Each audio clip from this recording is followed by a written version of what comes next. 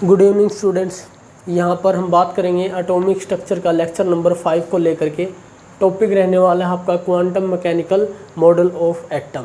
तो यहाँ पर हम बात करेंगे एटॉमिक स्ट्रक्चर का, जो यहाँ पर आपका क्वांटम मैकेनिकल मॉडल है उसके बारे में। उससे पहले हम ये बात कर लेते हैं, जो आपने पहले जो मॉडल पढ़े हैं वो उनके बारे में हम कुछ बात करेंगे। वो आपका जे थॉम्सन का आपने पढ़ा हुआ है, जे थॉम्सन। फिर आपने पढ़ा था रदरफोर्ड मॉडल, ठीक है, रदरफोर्ड का जो मॉडल था। और फिर आपने पढ़ा बोहर मॉडल, ठीक है। तो ये जो यहाँ पर ये जो 3 मॉडल आपने पढ़े हैं वो बेस थी, ठीक है। वो बेस था उसका कौन सा? Classical mechanics. और क्लासिकल मैकेनिक्स किस बात को डील करती है? वो करती है मैक्रो ऑब्जेक्ट को वो क्या करती है? डील करती है। बट जैसे हमने बोहर मॉडल पढ़ा और उसके बाद में 2 यहाँ पर कॉन्सेप्ट आए, कौन से? और यहाँ पर ये जो क्लासिकल मैकेनिक्स मॉडल हैं आपके मैक्रो ऑब्जेक्ट के लिए, मतलब ये किसने दिए हुए हैं आपको? न्यूटन ने, ठीक है। न्यूटन ने जो मोशन के बारे में जो लॉ वहाँ पर प्रोवाइड कर रखे हैं, उसी से रिलेटेड ले करके ये हमारे 3 मॉडल यहाँ पर हमने एटॉमिक स्ट्रक्चर के ऊपर अप्लाई किए थे। मतलब न्यूटन के जो भी लॉ थे मोशन को लेकर के और मैक्रो ऑब्जेक्ट को लेकर के, वहाँ पर हमने एटॉमिक स्ट्रक्चर के ऊपर क्या किए थे? अप्लाई किए थे। बट जैसे जैसे डिस्कवरी हुई तो हमारे पास 2 कॉन्सेप्ट हमारे पास आए, जिसको लेकर के न्यूटन का जो लॉ ऑफ मोशन है या आपका ये जो मॉडल है उसमें हमें कुछ चेंजमेंट करने की ज़रूरत होगी। तो वो जो कॉन्सेप्ट रहे थे वो कौन से थे? एक तो था आपका उसका डी ब्रोगली इसको बोलते हैं। तो डी ब्रोगली किसके बारे में बात करता है? ड्यूअल बिहेवियर ऑफ मैटर, ठीक है। Dual behaviour of matter means wave and particle. Matter कैसे काम करता है? वेव की तरह भी और पार्टिकल की तरह भी बिहेव करता है। दूसरा जो कॉन्सेप्ट है आपका वो है आपका हाइजनबर्ग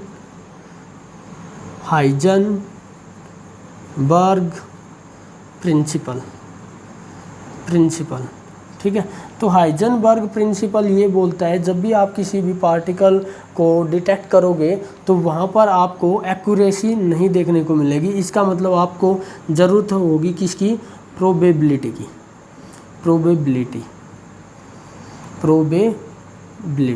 ठीक है। तो यहाँ पर आप ये जो कॉन्सेप्ट आपने पढ़े हैं, ये दोनों के दोनों कॉन्सेप्ट आपके क्लासिकल मैकेनिक्स जो है, क्लासिकल वर्ल्ड है, उसके ऊपर अप्लाई नहीं हो रहे थे। अब जब ये जो कॉन्सेप्ट है ये क्लासिकल मैकेनिक्स के ऊपर अप्लाई नहीं हो रहे थे तो हमें चाहिए था कोई नया मॉडल। तो हमने यहाँ पर कौन सा मॉडल अप्लाई किया? कौन सा? Quantum model of atom. देखो होता क्या है कि आपका जो वर्ल्ड है, ठीक है, वो जो आपका यूनिवर्स है वो आपके 2 वर्ल्ड में क्या हो रखा है? कैटेगराइज कर रखा है हमने। तो एक होता है क्लासिकल, ठीक है, और दूसरा होता है आपका क्वांटम। तो क्लासिकल किसकी बात करता है? क्लासिकल जो वर्ल्ड होता है वो मैक्रो लेवल के ऑब्जेक्ट को क्या करता है? डील करता है। मतलब वो पार्टिकल जिसको आप अपनी नेक्ड आई से देख सकते हो या बड़े बड़े पार्टिकल जहाँ पर होते हैं वो आते हैं क्लासिकल वर्ल्ड के अंदर। और जहाँ पर आपके जो क्या होते हैं? माइक्रो लेवल के जो पार्टिकल हैं उनको हम डील करते हैं किसके अंदर?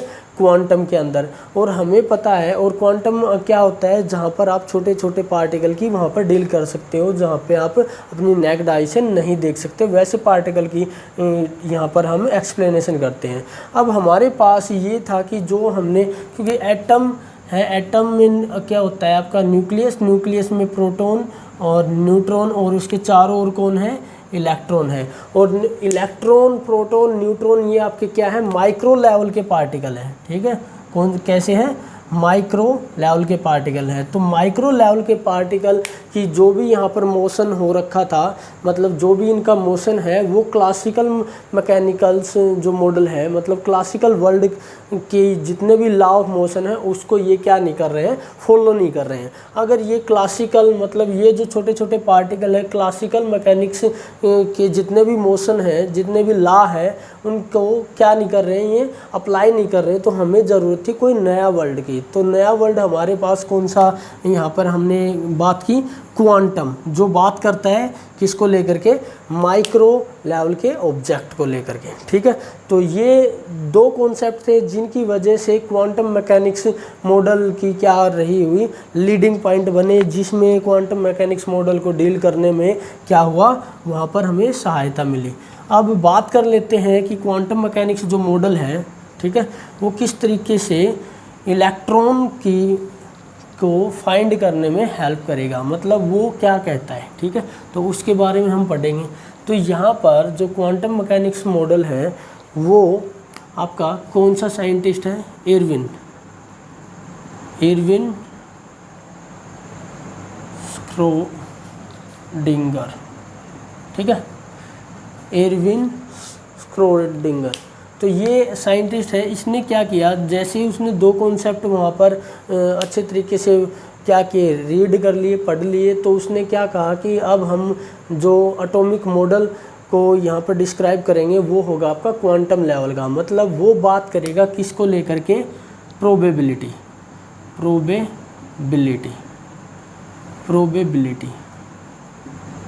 ठीक है, तो प्रोबेबिलिटी की बात करेगा। अब बात यहाँ पे ये आ रखी है, जैसे ये आपका एटम है।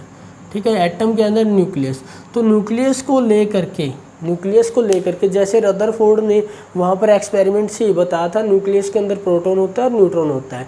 तो वहाँ पर प्रोटॉन और न्यूट्रॉन क्या है, न्यूक्लियस के अंदर है और वहाँ पर एग्जिस्ट किए हुए एक साथ। तो वहाँ पे तो कोई प्रॉब्लम नहीं हो रखी है कि न्यूक्लियस आपका जैसे रदरफोर्ड से चला आ रहा था वैसे बोर में चला आ रहा है, और वैसे भी आपका क्वांटम मैकेनिक्स मॉडल के अंदर रहेगा। एटम का जो न्यूक्लियस है वो रहेगा सेम, बट जहाँ पे प्रॉब्लम हो रखी है वो किसको लेकर के है, इलेक्ट्रॉन को लेकर के है। ठीक है, इलेक्ट्रॉन को लेकर के क्या हो रखी है, प्रॉब्लम आई थी बोहर के मॉडल को लेकर के। तो अब ये जो इरविन स्क्रोडिंगर है उसने किस बात पे यहाँ पर इसका बेस मान के चला कि उसने कहा कि वो प्रोबेबिलिटी की बात करेगा। मतलब अगर इलेक्ट्रॉन की अच्छे तरीके से क्या कर दे, वो अगर डिस्कवरी कर दे किसी तरीके से इलेक्ट्रॉन की पोजीशन और उसकी जो भी वेलोसिटी है, अगर उसके बारे में यहाँ पर डील हो जाए तो आप जो मॉडल है एटम का उसको अच्छे तरीके से डील कर सकते हो। तो उसने क्या किया, एक इक्वेशन यहाँ पर अप्लाई की, H कैप साई ई साई। अब ये जो इक्वेशन है उसमें जो ये साई है, ठीक है, ये आपकी क्या होती है, ये होती है वेव फंक्शन ऑफ किसके बारे में, क्योंकि मैंने बात कर रखी है यहाँ पर इलेक्ट्रॉन को लेकर के हम बात करने वाले हैं। प्रोटॉन और न्यूट्रॉन आपके न्यूक्लियस के अंदर क्या हो रखे हैं, सेटिस्फाई हो रखे हैं, अच्छे तरीके से वहाँ पर क्या हो रखे हैं, एग्जिस्ट हो रखे हैं। तो प्रोटॉन और न्यूट्रॉन मीन्स न्यूक्लियस को लेकर के यहाँ पर कोई ज़्यादा यहाँ पर हम एक्सप्लेनेशन नहीं करेंगे, वो अपने आप में बिल्कुल क्या बोल रखा है, स्टेबल है। बट जो मोस्ट इंपॉर्टेंट बात रहने वाली वो है इलेक्ट्रॉन को लेकर के। तो इलेक्ट्रॉन का यहाँ पर जो ये लगा रखा है साई, तो साई आपका क्या है, wave function of electron. Electron का क्या है, ये वेव फंक्शन है, क्योंकि वेव फंक्शन का मतलब है इलेक्ट्रॉन खुद क्या है, इलेक्ट्रॉन क्या है, एक मैटर है। ठीक है, और मैटर ये एसोसिएट है किसके अंदर, वेव के अंदर, बस ये बोल रखा है इसने। ठीक है, मैटर क्या, इलेक्ट्रॉन क्या है, मैटर है, और मैटर जो बिहेव करेगा वो किसकी तरह बिहेव करेगा, आपका वेव की तरह यहाँ पर बिहेव करेगा। इस तरीके से इसने बोल रखा है। तो जो इलेक्ट्रॉन को लेकर के मतलब वो कैसा है, किस तरीके से वो वहाँ पर प्रेजेंट है, जो भी है, तो उसने ये बोल रखा है कि इलेक्ट्रॉन क्या है, उसको हम वेव फंक्शन की तरह ट्रीट करने वाले हैं। तो ये साई हो जाएगा आपका wave function of electron. Means अगर इलेक्ट्रॉन इसके चारों ओर किसी तरीके से एग्जिस्ट कर रखा है तो वो किस फॉर्म में करेगा, वेव फॉर्म में करेगा। अब बात कर लेते हैं जो ये आपका H ये कैप है, ये होता है आपका हैमिल्टनियन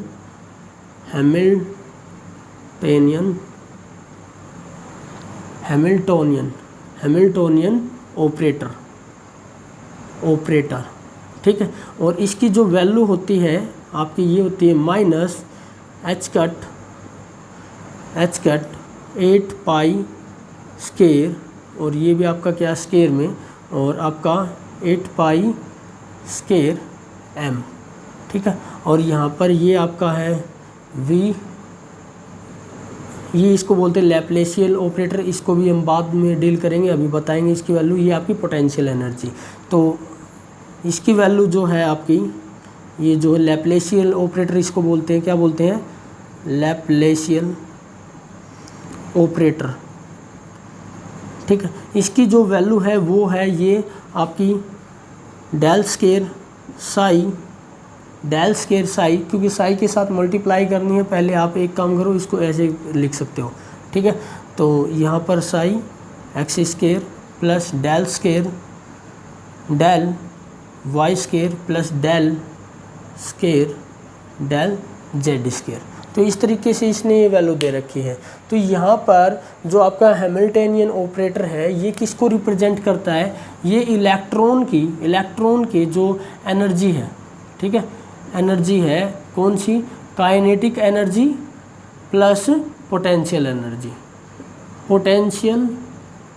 एनर्जी को क्या करता है, शो करता है। मतलब अगर इलेक्ट्रॉन न्यूक्लियस के चारों ओर किसी तरीके से भी रहता है तो वो क्या है, उसने मान लिया, क्योंकि यहाँ पर हम बात करेंगे प्रोबेबिलिटी को लेकर के, तो वो एक स्पेसिफाई तो कर नहीं सकता है कि सिर्फ उसकी काइनेटिक एनर्जी ही उसको क्या करनी लेनी है, ऐसा कुछ नहीं है।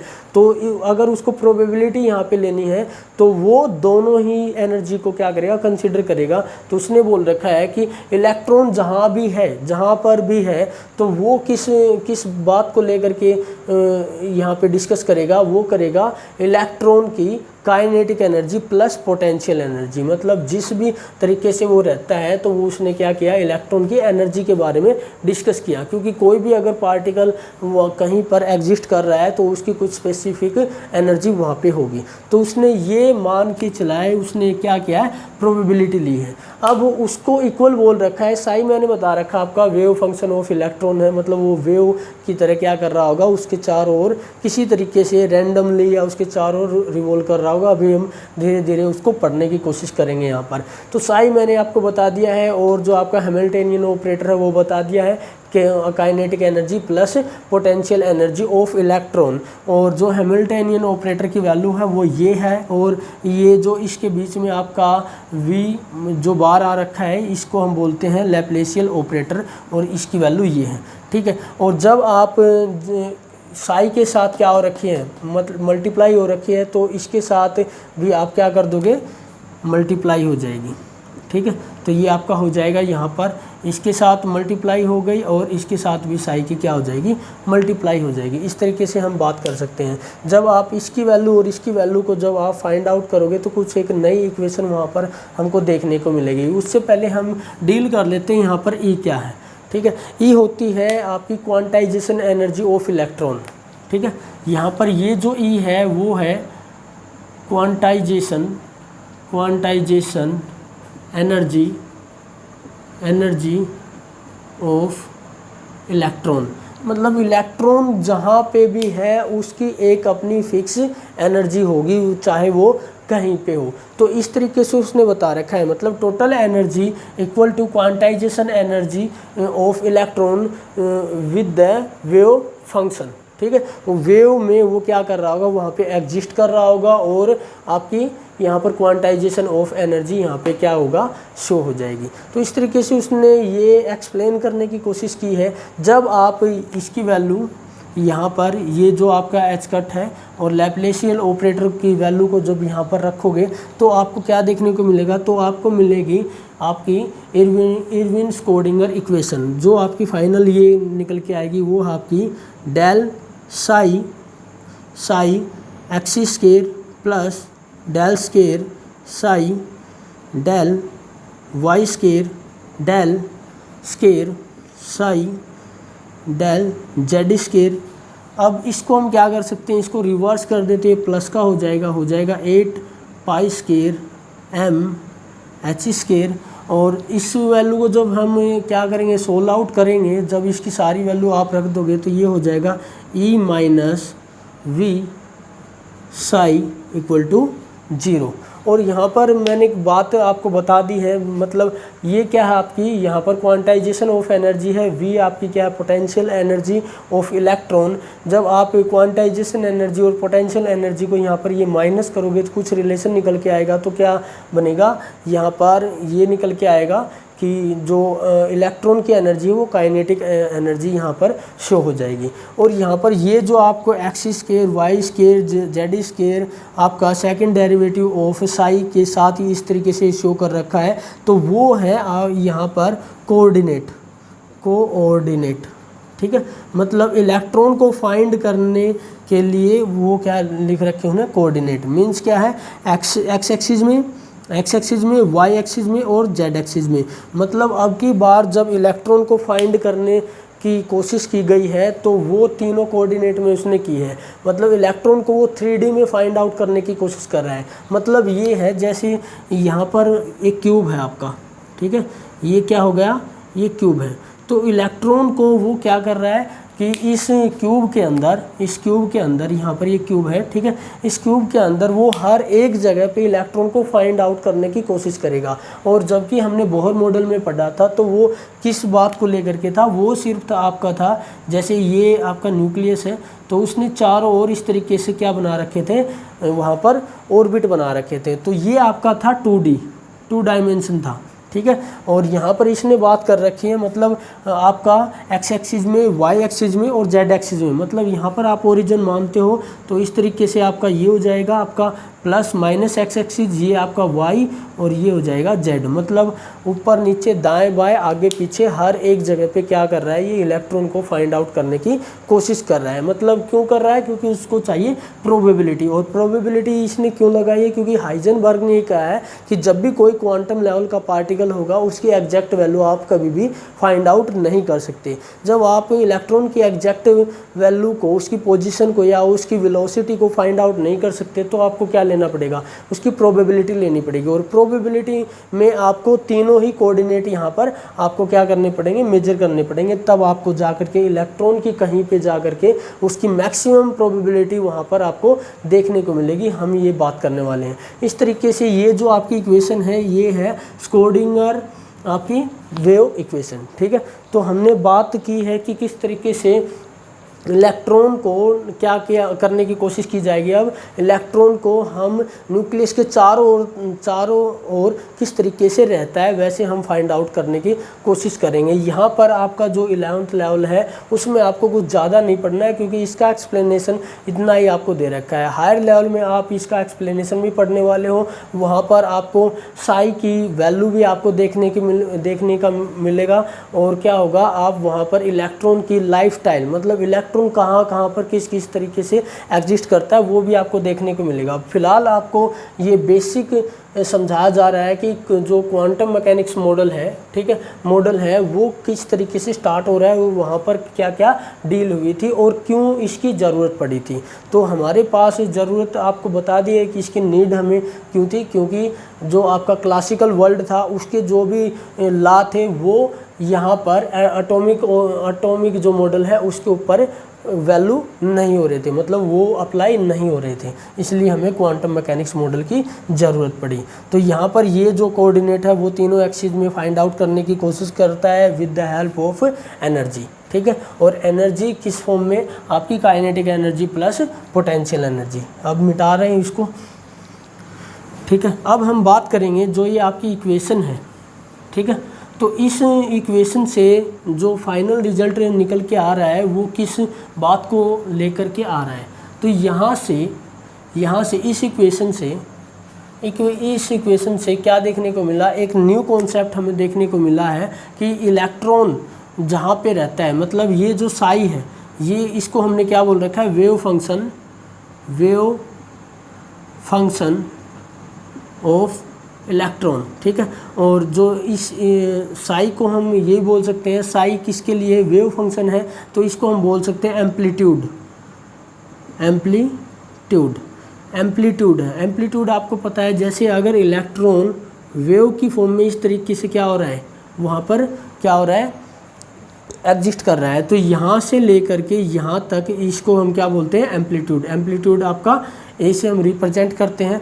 तो ये साई जो है, ठीक है, साई आपका क्या हो जाएगा, एम्पलीट्यूड हो जाएगा। और साई को हम क्या बोल सकते हैं, साई यहाँ पर है, इसके कोई फिजिकल सिग्निफिकेंस नहीं है, ठीक है, कोई physical, no physical significance, no physical significance. Physical significance कहने का मतलब क्या है, देखो फिजिकल, नो फिजिकल सिग्निफिकेंस कहने का मतलब ये है कि इसका जो इलेक्ट्रॉन का शेप है, साइज है, ठीक है, इसके बारे में हम यहाँ पर डील नहीं करने वाले हैं कि इलेक्ट्रॉन की कैसी शेप है, उसका साइज कैसा है, ठीक है, इस तरीके से हम उसकी बात नहीं करने वाले हैं। तो यहाँ पर वेव फंक्शन की हम बात करेंगे, और जो साई है वो किसको लेकर के, एम्पलीट्यूड को लेकर के है। फिर धीरे धीरे जो यहाँ पर इसका और एक्सपेरिमेंट हुए, तो इलेक्ट्रॉन को फाइंड आउट करने के लिए जो वैल्यू दी गई वो किसको लेकर के है, साई स्केयर को लेकर के दे रखा है। क्योंकि इलेक्ट्रॉन का जो स्केयर अगर आप कर रहे हो तो इसका मतलब है साई इंटू साई स्टार, ठीक है। तो जब आप इसको मल्टीप्लाई करोगे तो आपका क्या बनने वाला है, वेव आपका साई स्केयर। और साई स्केयर यहाँ पर क्या है, ये है maximum probability of finding electron. Means क्या है, न्यूक्लियस के चारों ओर electron in terms of 3D, ठीक है। अब की बार जो मॉडल यहाँ पर आ रखा है वो कैसा है, 3D, ठीक है। तो यहाँ पर जो इलेक्ट्रॉन को फाइंड आउट करने के लिए जो वैल्यू दे रखी है वो क्या है, आपका साई स्केयर। और साई स्केयर को हम बोल सकते हैं, ये क्या है, जब आप साई को साई से क्या कर रहे हो, मल्टीप्लाई कर रहे हो और साई स्केयर हो जाता है, तो उसको हम बोलते हैं इंटेंसिटी, ठीक है, इंटेंसिटी ऑफ इलेक्ट्रॉन। अब इंटेंसिटी क्या होती है, फिजिक्स में आप पढ़ते हो ये वाला फॉर्मूला, पावर अपॉन एरिया। मतलब एक मैक्सिमम वो एरिया जहाँ पर इलेक्ट्रॉन के पाए जाने की जो प्रोबेबिलिटी है वो वहाँ पर हमें देखने को मिलती है, तो ये हो जाएगी इंटेंसिटी। जब यहाँ पर हम बात कर लेते हैं, जैसे इस जो इलेक्ट्रॉन को फाइंड आउट करने के लिए ये इक्वेशन यहाँ पर अप्लाई की गई हायर लेवल में, तो वहाँ पर डॉट लाइक स्ट्रक्चर हमें मिले, ठीक है, डॉट लाइक इस तरीके से, ऐसे, ठीक है। तो ऐसे स्ट्रक्चर वहाँ पर हमें देखने को मिला। तो ये जो डॉट लाइक स्ट्रक्चर यहाँ पे देखने को मिल रहा है, तो इस तरीके से ये क्या है, इलेक्ट्रॉन के पाए जाने की प्रोबेबिलिटी क्या कर रहा है, यहाँ पर शो कर रहा है। और जहाँ पर ये जो यहाँ पर इंटेंसिटी ज़्यादा है, न्यूक्लियस के पास इलेक्ट्रॉन के पाए जाने की इंटेंसिटी क्या है, बहुत ज़्यादा है। तो यहाँ पर हम बोल सकते हैं कि ये जो इंटेंसिटी यहाँ पर सबसे ज़्यादा है, ठीक है, उसी को हम क्या बोलते हैं, साई स्केयर, ठीक है। तो इलेक्ट्रॉन के पाए जाने की इंटेंसिटी जहाँ पर सबसे ज़्यादा होगी वहीं पे हम क्या बोलेंगे, इलेक्ट्रॉन वहाँ पर एग्जिस्ट करता है। क्योंकि हम यहाँ पे बात कर रहे हैं किसको लेकर के, प्रोबेबिलिटी को लेकर के। तो अब जो हमारे पास ये जो साई स्केयर आपका यहाँ पे आ रखा है, तो इसको हम बोलते हैं किस, ये जो आपका टर्म है ये है ऑर्बिटल क्लाउड, ठीक है। मतलब साई स्केयर जो आपकी वैल्यू है वही आपकी क्या है, ऑर्बिटल। तो एक न्यू कॉन्सेप्ट हमारे पास ये निकल के आ रहा है कि जो आपका साई स्केयर है वो आपका क्या आ रखा है, ऑर्बिटल। पहले जो बोहर ने जो डिफ़ाइन किया था वो क्या डिफ़ाइन किया था, ऑर्बिट, ठीक है। अब की बार जो डिफ़ाइन यहाँ पे हो रखा है वो क्या है, ऑर्बिटल। तो इस तरीके से इलेक्ट्रॉन के पाए जाने की जो मैक्सिमम प्रोबेबिलिटी है उसको क्या बोला जाता है, ऑर्बिटल, जहाँ पर इलेक्ट्रॉन मैक्सिमम रहता है। अब थोड़ा सा डिफरेंस हम ये कर लेते हैं कि जो आपका ऑर्बिट है, ठीक है, एक होता है ऑर्बिट और एक यहाँ पे नया कॉन्सेप्ट आया है ऑर्बिटल, ठीक है। जहाँ पर इलेक्ट्रॉन की मैक्सिमम इंटेंसिटी हमें देखने को मिलती है, जहाँ पर इलेक्ट्रॉन सबसे ज़्यादा पाया जाता है, वो क्या है, आपका ऑर्बिटल। क्योंकि यहाँ पर कुछ भी अप्रोक्स मतलब यहाँ पे कुछ भी आपका एक्यूरेट नहीं है, सारा का सारा हम किसको लेकर के बात कर रहे हैं, अप्रोक्स वैल्यू को हम लेकर के यहाँ पे चल रहे हैं। तो ये जो आपका ऑर्बिटल है एक्यूरेट वैल्यू नहीं है कहीं पर, क्योंकि यहाँ पर इलेक्ट्रॉन के पाए जाने की प्रोबेबिलिटी हर एक जगह पे है, बट सबसे ज़्यादा इलेक्ट्रॉन कहाँ पे पाया जा रहा है, न्यूक्लियस के चारों ओर पाया जा रहा है। अब बात कर लेते हैं ऑर्बिट और ऑर्बिटल में क्या डिफरेंस होता है। देखो ऑर्बिट जो होता है वो 2 डायमेंशन की बात करता है, और ऑर्बिटल किसकी बात करता है, 3 डायमेंशन की बात करता है। यहाँ पर कोई एक्सिस की बात नहीं होती है, ठीक है, कोई एक्सिस नहीं होता है, ठीक है। और यहाँ पर क्या होता है, यहाँ पर एस ऑर्बिटल को छोड़ करके ठीक है, इसको छोड़ करके यहाँ पर एक्सिस की बात होती है, ठीक है, यहाँ पर एक्सिस की बात होती है, एक्स एक्सिस वाई एक्सिस, इस तरीके से यहाँ पर बात कर देते। कुछ डिफरेंस यहाँ पर आपको ऑर्बिट और ऑर्बिटल की देखने को वहाँ पे मिलते हैं। तो यहाँ पर हमने ऑलमोस्ट जो अगर आप साई स्क्वायर की वैल्यू अगर फाइंड आउट कर लेते हो, ठीक है, अगर किसी तरीके से साई स्क्वायर की वैल्यू को अगर फाइंड आउट कर रहे हो, तो यहाँ पर आप बात कर रहे हो इलेक्ट्रॉन के पाए जाने की वैल्यू को, ठीक है।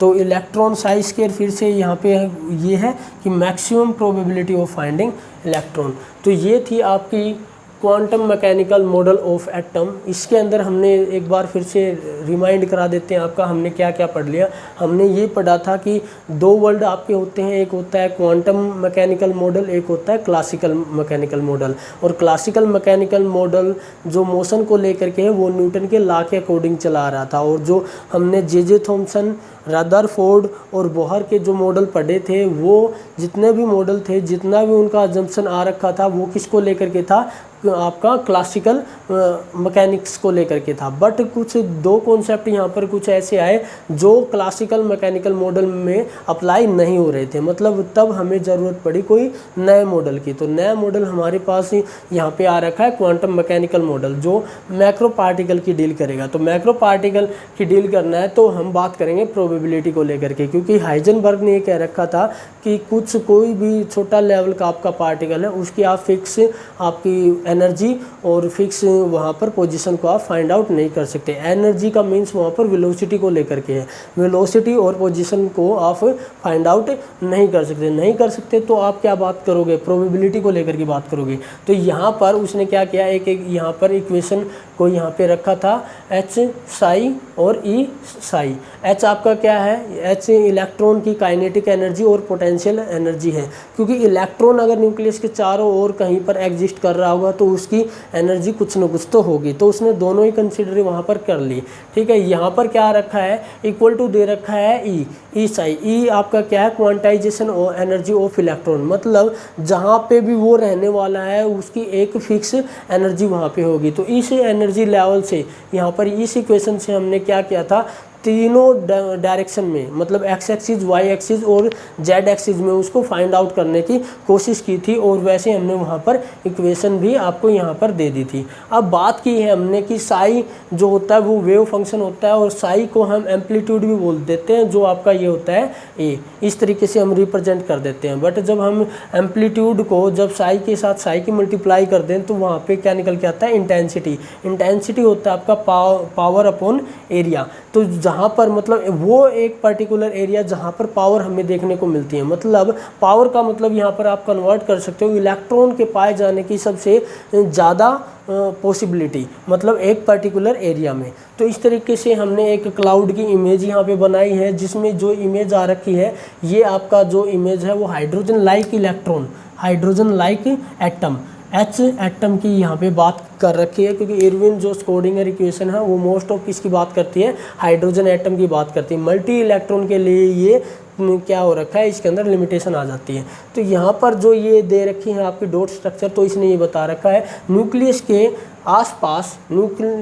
के आसपास इलेक्ट्रॉन सबसे ज़्यादा रहता है। तो उसने ये बोल रखा है कि जो साई स्क्वायर है उसको इसने एक नया नाम दिया, उसको ऑर्बिटल क्लाउड, मतलब ये ऑर्बिटल है, ये वो जगह है, वो एरिया है जहाँ पर मैक्सिमम मतलब पावर, मतलब मैक्सिमम जहाँ पर इलेक्ट्रॉन रहता है। इस तरीके से उसने यहाँ पर क्या दिया है आपको, एक न्यू मॉडल यहाँ पर अराइज किया है। तो फिलहाल हमने इरविन स्कोडिंगर को अच्छे तरीके से पढ़ा है, ठीक है। रिजल्ट आपका ये निकल के आता है कि न्यूक्लियस के चारों ओर इलेक्ट्रॉन किस तरीके से रहता है, कैसे एग्जिस्ट रहता है। और आपका फाइनल रिजल्ट ये है कि अगर आप ऑर्बिटल की डिस्कवरी कर लेते हो, ऑर्बिटल के अंदर, ऑर्बिटल वो वाला एरिया जहाँ पर इलेक्ट्रॉन सबसे ज़्यादा रहता है, वो आपका क्या हो जाएगा, वो उसका एक पर्टिकुलर एरिया हम वहाँ पर उसको मान के चलते हैं कि इलेक्ट्रॉन किस तरीके से वहाँ पर एग्जिस्ट करता है विद द वेव मोशन, ठीक है। वेव के साथ वो क्या कर रहा होगा, वहाँ पर एग्जिस्ट कर रहा होगा। और हमें इलेक्ट्रॉन की क्या करना, प्रोबेबिलिटी ही फाइंड आउट वहाँ पे करनी थी। तो हमने क्वांटम मैकेनिकल मॉडल को अच्छे तरीके से पढ़ने की कोशिश की, एटॉमिक स्ट्रक्चर। अब हम जो इसके जो क्वांटम जो नंबर है उसके बारे में डील करेंगे कि इसने जो आपका क्वांटम मैकेनिकल मॉडल है किस तरीके से आगे जाकर इलेक्ट्रॉन को एग्जैक्ट फाइंड आउट करने की कोशिश की गई है, जो आपके हम नेक्स्ट लेक्चर में बात करेंगे क्वांटम नंबर। फिलहाल के लिए आपका ये हो गया कंप्लीट।